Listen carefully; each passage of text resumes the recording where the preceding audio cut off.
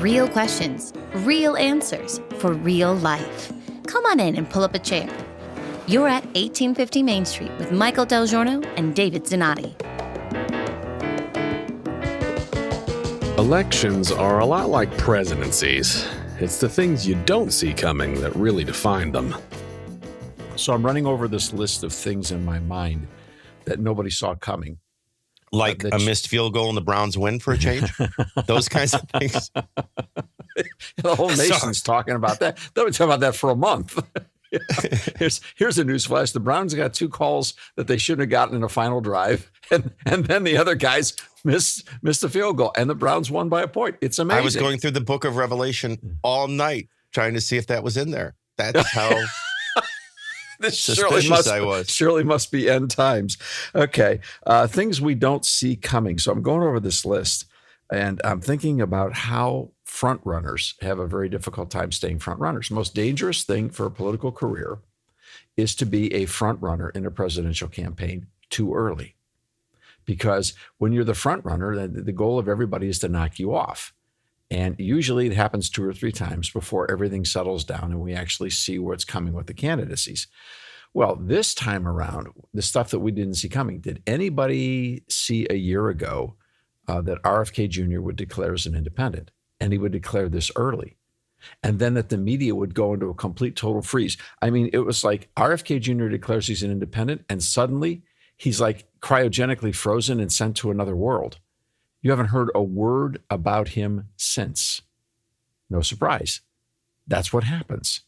Things you don't see coming. How about this one? 2003. All right. George W. Bush is running for re-election. Now, you would think that running for re-election in the middle of a war sparked by 9/11, which happened so early in his first term, that the American people would surely have rallied strong behind this wartime president, given the threat, the attack on the United States. I mean, this is kind of like FDR proportions of general public support.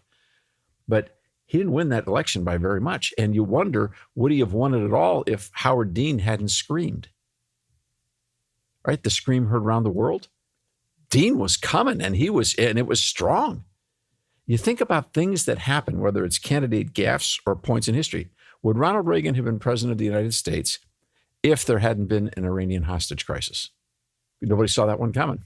Legitimate questions. I actually think a lot of this is influenced by the 24-hour news cycle. That's a good point. We talk about the influence of television in presidential races, and that's true, going back to John F. Kennedy. But just the 24-hour news cycle. And what happens is this is what they're trained to do. Find the hot topic and go with it.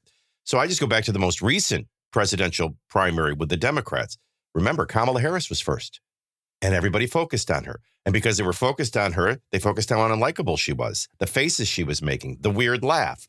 All that goes through the news cycle and the social media cycle. And then once she falls in the polls, well, she's not worthy of our attention, so you go to the next one. And you remember in that race, we got all the way down to Pete Buttigieg, because no one paid attention to Mayor Pete until the very end, after everyone else ran through the cycle and got beat up, which is why they had nobody and cut a deal in South Carolina and got Joe Biden. And ironically, behind the scenes now, Podesta and Soros and Biden are moving into the lanes that they're going to need to make the deal to make this all come together again, and they pulled it off. We can never stop talking enough about the oddities of that last election, but it's not the only one that has oddities where things completely turn, and there's nobody right now who sees this stuff coming. No, but there's, in the topic of don't see these things coming, is that proclivity that happens in modern 24-hour news cycles. And then there's things outside of politics, like Israel, like getting rid of a Speaker of the House. You mentioned the RFK switching to independent. And by the way, it's only October. What's going to, we've got the holidays where everybody normally traditionally says, all right, that's enough. I'm going to focus on my family for a couple months. And that slide's happening right now. Yeah. And then they get through New Year's and then boom, the first primary hits. So that's one. That's a legitimate things that are going to happen. And then what we don't know is how this trajectory of war in Israel is going to be. Will somebody else spread war elsewhere? You've talked about home values and a home crisis. This list could be endless. So let's talk about Israel for a second. Nobody saw that coming. And anybody who says that they did, okay, we're not going to argue with you, but if they should have called the Israelis because they clearly didn't see it coming. And so here we are in a situation where now this changes everything. But what's fascinating to me is to watch how the reality of this crisis rode across the Democrat Party inside Washington, D.C., and inside the congressional delegations inside Washington, D.C., and how you had normally much more pro-Israel Democrats and suddenly having to defend members of the squad who were, I mean, this idea of a Palestinian flag being posted outside a member's office in the midst of this crisis. Whoa, that was seriously weird. And we talk about these invisible lines too, David, that people don't realize, like they did with critical race theory. Like they're the parents, not the parents. They never know what that line is in this woke culture that's too far. Bud Light, I could give you a million examples. Sure. That's one that's going too far. So they're already, they see the border for what it is. They see the economy for what it is. They know what inflation is. And now you add a fresh view of failed foreign policy. That's a negative one for Joe Biden, but things you didn't see coming. Right. That I think are going to be a challenge for them. And so you say, well, fine, let's just not worry about talking about it until next year. Well, that's the point about front runners, because front runners get caught up in the it's like a wood chipper. I mean, they just get caught up in the next big thing that happens, and suddenly they weren't ready for it either. So the other thing that's interesting about this is it shows, particularly the question of Israel, that's huge, because that becomes a defining moment. This is the defining moment on the planet. This is a defining moment for the globe, if you will. This is the sort of scenario that, while no one wants it to happen and everyone's saying that probably won't happen, but these are the kind of triggers that do result in growing, escalating conflicts, that suddenly you've got what looks like a world war on paper, because people are picking sides, lining up, and there's bombs flying in the sky, and there's troops now on the ground, and there's dead bodies everywhere. I mean, this is not anything to trifle with. This is not a video game. This is very serious. And what it shows is that inside the Democrat Party, there is a coalition that is extraordinarily anti-Israel, and they're not being called out. They are not being called out. They're actually being protected by congressional Democratic leadership. What do you do with that? I, as you know, have a proclivity to find a good show and binge. I've been doing one with Suits now. And, usually with these shows, this as well as I do, by season 3, they run out of gas. And by season 4 or 5, they're awful. And you're like, you should have left 2 seasons ago. You're embarrassing yourself. In the case of Suits, I thought that was happening a little bit early in season 6, and then it just got even better. The reason I bring that up is a lot of this is theory, conjecture, circumstantial evidence. What's the hard evidence? Can I give you some hard evidence to what you're saying? Because the truth of the matter is, we just saw a big bump for Nikki Haley. Yeah. And everybody's assumption is, that's how she did in the last debate, which, by the way, let me interrupt what I'm saying to tell you that I didn't know if you knew. I didn't know it till now. The next Republican primary debate, still no sign that Donald Trump will be a part of it, will be NBC News this time. Finally, I never thought I'd say this.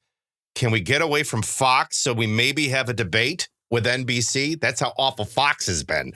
But that's coming up November 8th. Well, yeah, but I think what we're going to get, the shoe's about to be on the other foot there, because the NBC News, without a doubt, especially out of their New York bureau, and this is news that doesn't get reported very often, the New York bureau of NBC News is without a doubt the largest leftist enterprise in the 24-hour news cycle. The worst stuff always comes out of NBC New York, and that's owned by Comcast.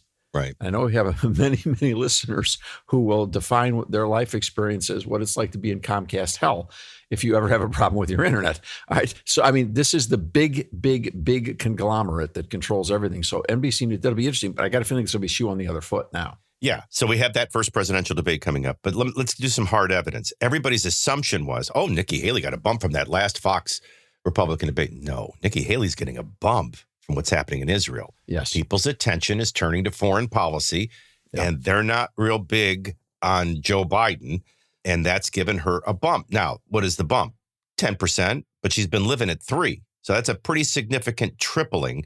You would have to make one conclusion. I think it's too far away from that last Republican debate. Ramaswamy is holding steady at 7%. So I think it's people starting to pull away and make their decision between the rest of the field. So the rest of the field is Haley, Ramaswamy, Pence, Christie Scott. Scott clearly is off already. Yeah. Nobody's considering. He's down to 1%. Christie made a slight bump up. Now he goes back. Pence boringly goes from 1% to 4%, but that they're starting to convalesce behind Haley. And now you have, 13% DeSantis, 10% Haley, but that's hard evidence. The things you don't see coming's influence on a primary election. Okay. They're looking for Nikki Haley, an ambassador. We could do the same thing with hard evidence. I got to ask you. Forgive me if I'm interrupting. I apologize. Go ahead. That's okay. Hard evidence. Go ahead. Finish that. No, I was just going to say, we could do the same thing with the removal of the speaker. We're seeing some hard evidence in reaction to those things you don't see coming. What we can't see yet completely is the Israeli picture, because remember, these are just initial views. I think nothing right now is as big as Israel and the focus on foreign policy.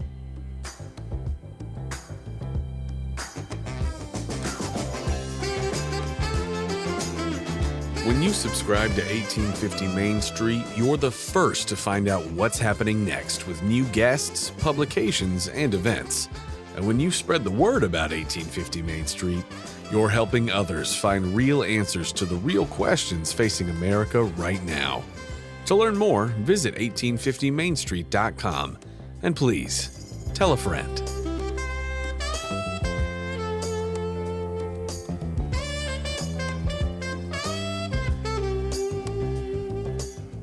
Do you think that Trump's comments about Netanyahu are going to escalate into anything? I mean, that was weird. Having a president of the United States talk like out of school on that whole thing with Netanyahu and the killing of that terrorist and that military operation and so on and so forth. That was a weird moment. If it sits weird with you and me, the next question is, how does it sit with most voters? Yeah. And what I keep bumping my head into is whenever you bring up Donald Trump and whenever you look for hard evidence, you find there is a 30 to 35% Trump camp and there's everyone else. And I think it strikes everyone else, like you and me, as an inappropriate comment. I'm sure it played fine with that 35%. You can do the same with the removal of the speaker. I thought this was probably the most interesting hard evidence I could bring to today's conversation. In removing of the speaker, the media went fishing for, look at these Republicans, even when they're in control, they can't govern, they can't get their act together. That was the intent.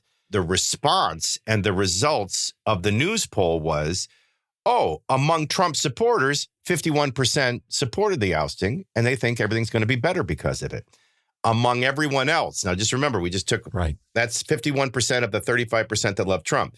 If you talk to the other 65%, 77% of them said, this is a good move because we need to start working together.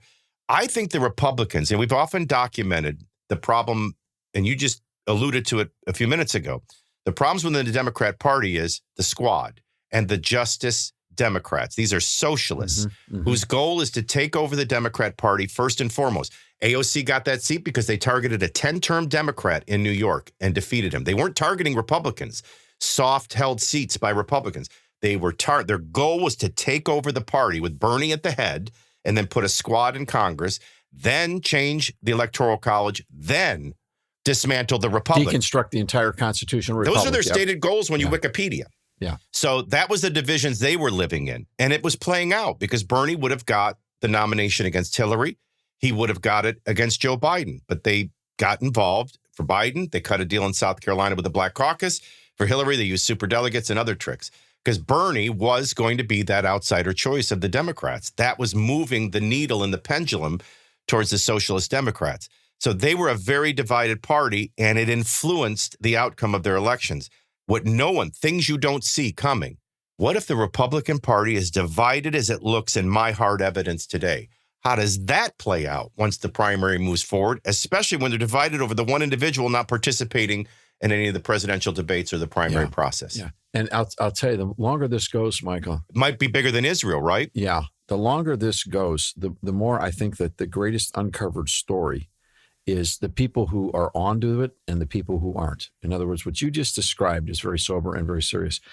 When Barack Obama delivered his second inaugural address, he basically laid out the design for completely turning America into a socialist collectivist nation. All you have to do is read the words and then understand the design. He was very bold. He was very transparent. And it's there for everyone to see. His goal was the radical transformation of America into a deconstructed republic and into an administrative state run by an elite ruling class. So a mix of socialism and fascism, getting to where ultimately it would just be the administrative state being run just like the Soviet Empire was run by the ruling class. That's what they want. They really do believe that, because they really do believe they are the smart kids and everybody else is a worker bee. And that's the way it's supposed to be. If enough people finally come to terms with that, that's where Donald Trump's ultimate strength is. Because he is the kind of guy who seems to be constantly willing to bust that bunker. He's the guy who continues to come up saying it's us versus them, and them is the socialist administrative state. If he actually knew how to make his argument more succinctly, it would be amazing how this thing would fall out.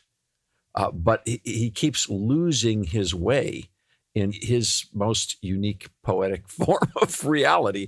He's a phenomenon to be sure, but he stands where people are basically realizing that we are in very deep trouble. And the analysis that you just gave us, which is really the Soros game plan, is what the Democrat leadership is pulling out. And you're right, they're using every piece to deconstruct, to destabilize, to alter the way we do business in America, because they don't like the American Republic, because they don't like Americans. They don't like people governing themselves. They want to govern people. The ultimate enemy is self-governance. That's exactly right. That's why they don't like immoral people, because immoral people will be self-governed. Immoral people will fight for liberty and freedom. They want a centralized, controlling form of government. Can I give you a couple of more hard evidences that I think I'd be dying to know what your reaction is? So we get into these primaries. You know, you're a boxing fan like me. What happens is you have an undercard. An undercard is when you go to the bathroom. Undercard is when you eat. Sometimes an undercard gives you a really good fight and it adds to the evening. But you're there for the main event, to quote Barbra Streisand in the movie. So we focus on primaries rightly right now, but we're all about the main event. It's all how this plays in the general. Here's a couple of interesting hard evidences right now in October. 55% of Democrats in Nevada in a poll said that their vote when they go into the general election will be a vote against Donald Trump. Only 44% said it was a vote for Joe Biden. So that's what we saw. You always say this and people are, it's like controversial, but it shouldn't be. Donald Trump became president mostly because a lot of people voted against Hillary Clinton. I mean, the outsider. He won because he wasn't her. Yeah, right. He wasn't her, and it was an outsider election, and he was an outsider. So that is now reversed, at least in Nevada. That's against Trump. He's now against the stream, against the current. Here's another hard evidence, and I always get this reaction from individuals. They'll look at me and they'll go, Biden versus Trump. And in their mind, it's like a no-brainer. He's going to win. He's going to win big. And I look at him, I go, Biden will win. And they think I'm nuts, and they think I'm anti-Trump. And I wouldn't be. I'd be supporting Trump. I'd be voting for Trump, and I'd be expecting him to lose. In the latest Fox News polling, Trump loses to Biden 49-48. I presume that plays out in Pennsylvania, Wisconsin, Michigan. Everything would be just a replay. And then everybody, I guess, on the right would be saying it was election fraud, and everybody on the left would say, see, we beat him twice. But the poll suggests Biden in a close race would beat Trump again. And you know what? That aligns with my circumstantial theory and evidence. Here's what's interesting. Anybody but Trump is what it feels like watching the debates. Ron DeSantis beats him 49-47. Do you think there's any Republican focused on the primary process right now that knows in the back of their mind at this moment, that's all what a poll shows you within a margin of error, Ron DeSantis is their better bet? They would resist that to their death. But it's a hard fact and a reality. Yeah, that's a well-stated situation. And I think most people are going to just basically look at that. And it's kind of one of those things where you walk away and hope that you've got something fun to watch tonight because it hurts your head. The reality of this is very difficult. And I'll tell you something else, Michael. I'm watching these numbers. The Republicans have a massive problem in Michigan. They have a massive problem in Michigan. Look at what just happened with the question in Israel and spend 5 minutes studying what the response in Dearborn, Michigan was. That's terrifying. Well, you have that. I thought you were going somewhere completely different. Yes, that's huge. First of all, that's a stop dead. Everybody just take a moment. There's nothing wrong with silence and ponder that. Even these issues that we've talked about, RFK, especially Israel, they don't play the same. No. in every state. No. Like in Michigan and Dearborn, that's a huge pro-Palestinian Muslim population. Doesn't play the way it's playing in the media, social media, or even in America. I thought where you were headed was, we got a big strike going on with auto workers. That could be falling under the things you don't see coming. You don't see coming, yeah, because if you take a look at Michigan, you've got Michigan State, you've got Michigan State and University of Michigan. Those two collegiate communities are huge votes for the radical left. You've got Detroit, huge radical left base, and now you have Dearborn and the Islamic factor of Michigan. How do Republicans beat that? Are there enough people left in Michigan to actually win a statewide election for a Republican presidential candidate? Where do you put that coalition together from? Where is it? Where are the voters? That's a very troubling. You take Michigan off the board automatically today. Now, it may change by election time, but what do the Republicans do with that? And then there's all this conversation about Pennsylvania. And the question that we want to get to is the Senate races, because that's a very significant factor as well. We'll probably have to stick around a little longer for that one. But you take a look at Pennsylvania, and what makes anybody think that Joe Biden wouldn't win Pennsylvania again? So they've got real problems. If you put Michigan and Pennsylvania on that 270 to win map, and you put those as clear victories for the Republicans, for the Democrats, the Republicans have got to run the table in the West. That means they've got to win Nevada. They got to win Arizona. And they got to win. They can't lose anything else. It's a very, very tough map. There's one last element of things you didn't see coming, and that is everybody's focused on these candidates. Well, on the Republican side, the truth is, if most of them don't go away and in a hurry, it's Donald Trump. There's no way they can continue to split votes for past 2 or 3 primary cycles. And if the focus is on the general, not the primary, the longer they stay in and you try to decide who should go and be voted off the island, as Fox put it, it's a cakewalk for Trump. So then you look forward to the general. There is no cakewalk on the map for Trump. He is probably the roughest road for the Republicans. Oh, by the way, I'll go back to that CNN poll. 55% are a vote against Trump. Trump is the biggest vulnerability. I know for most he is the biggest opportunity, but he's also the biggest vulnerability for the Republicans winning that presidential election. And don't forget the ticket under it and the control of the Senate and House that goes with it, as all these people are out voting against Trump.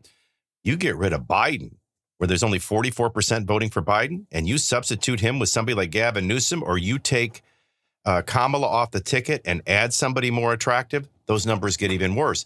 That falls under, just like Israel, just like the economy, just like the border, just like RFK, those things you don't see coming. If I'm Podesta and Soros, everything is just swell where it is, and I've got 7, 8, 9, 10 different plays I can make depending on what you do. So visualize the snake that's squeezing, and every time you exhale, it just squeezes a little tighter. Either way, it's pick a card, any card, and I give the ultimate advantage. And that much is predictable, that once again, I think Podesta and Soros are right where they need to be. So the only hope we've got is the Senate, or is it? And in our next conversation, we got a lot of seats that are about to flip or appear to be flipping. Unless there's more things we don't see coming. Another Browns win. This conversation isn't over yet, so come on back next time and pull up a chair at 1850 Main Street. To help spread the word, please remember to rate, review, and subscribe wherever you get your podcasts. To find out more, visit 1850mainstreet.com. We'll see you soon.